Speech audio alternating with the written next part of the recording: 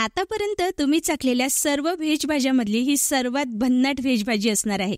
मूग डाळीपासून आजपर्यंतची सर्वात चविष्ट भाजीची रेसिपी आज तुमच्यासोबत शेअर करते आहे. रेसिपी नक्की ट्राय करा. माझी गॅरंटी आहे तुम्हाला नॉनव्हेजची चव सुद्धा या भाजीपुढे फेल वाटेल.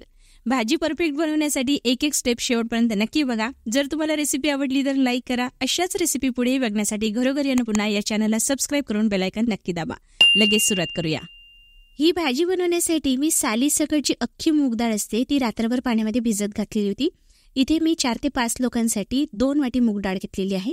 4 ते 5 मोठ्या आकाराचे कांदे मी मिक्सरमध्ये बारीक वाटून घेतलेले आहे. याचबरोबर 3 मोठ्या आकाराचे लाल कलरचे पिकलेले टमाटर लागणार आहे. टमाटर पिकलेलेच घ्यायचे, यामुळे भाजी खूप आंबट बनत नाही. हे सुद्धा वाटून घ्यायचे. दोन्ही वाटण तयार झालेले आहे. आता पाणी निथळण्यासाठी जी मूग डाळ आपण बाजूला ठेवलेली होती ही मूग डाळ सुद्धा आपल्याला मिक्सरमध्ये घालायची आहे.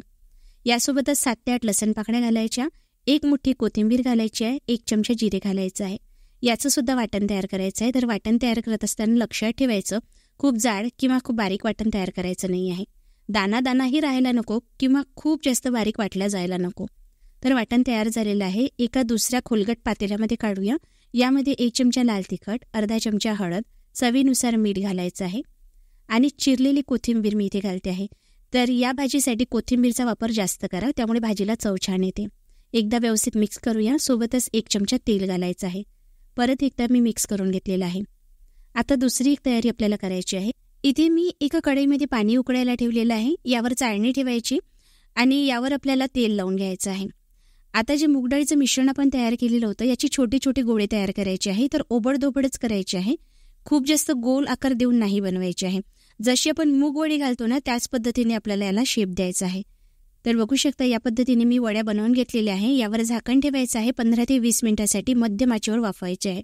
आता इकडे एक वाटण तयार करूया. यासाठी 7 ते 8 लसण पाकळ्या, 1 इंच आल्याचा तुकडा, मुठ्ठीभर कोथिंबीर घ्यायची आहे, 1 चमचा जिरे घालायचा आहे आणि याला जाडसर कुटून घ्यायचं आहे.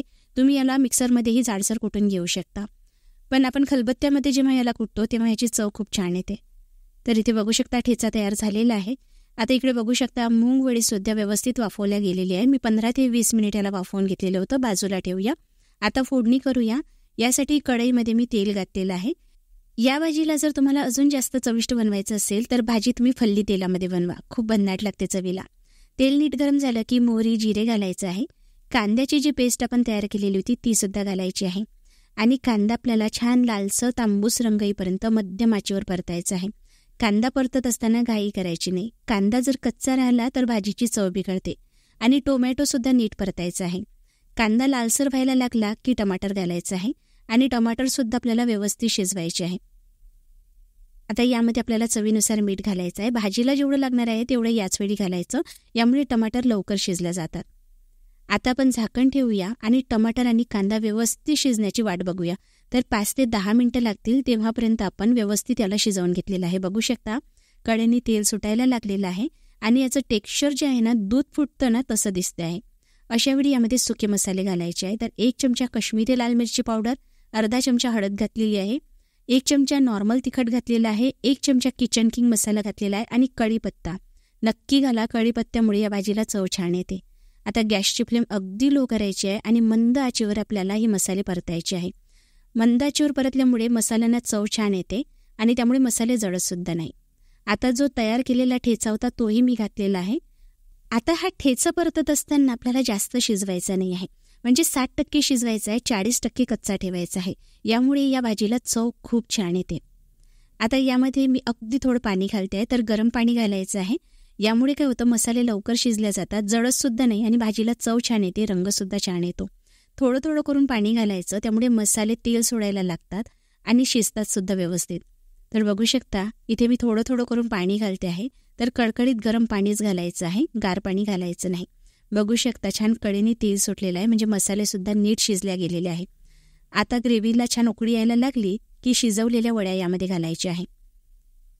तर वड्या या तुम्ही फ्राय करून तशाही खाऊ शकता, अतिशय चविष्ट लागतात.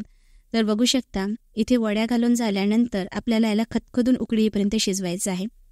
वरून चिरलेली कोथिंबीर घालायची. मी सुरुवातीलाच तुम्हाला सांगितलं या भाजीमध्ये जास्तीत जास्त कोथिंबीरचा वापर करा, भाजी खूप चविष्ट बनते. आता कढईने झाकण ठेवायचं आहे. पूर्णपणे झाकण ठेवायचं नाही, यामुळे काय होतं तवंग निघून जातो. तर मी कडेवर झाकण ठेवून ही भाजी 15 ते 20 मिनिट शिजवून घेतली होती. मंद आचेवर शिजवायची, म्हणजे तवंगही छान येतो आणि जे आपण वड्या घातलेल्या आहेत त्या सॉफ्ट होतात.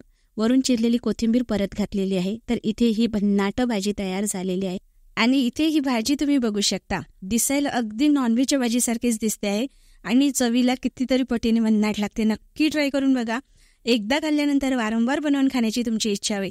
आणि मूग डाळ नेहमी आपल्याकडे अवेलेबल असते, केव्हाही तुम्ही बनवू शकता. घरी जर पाहुणे आले असेल, कुठली स्पेशल भाजी तुम्हाला तयार करायची असेल तरी परफेक्ट आहे.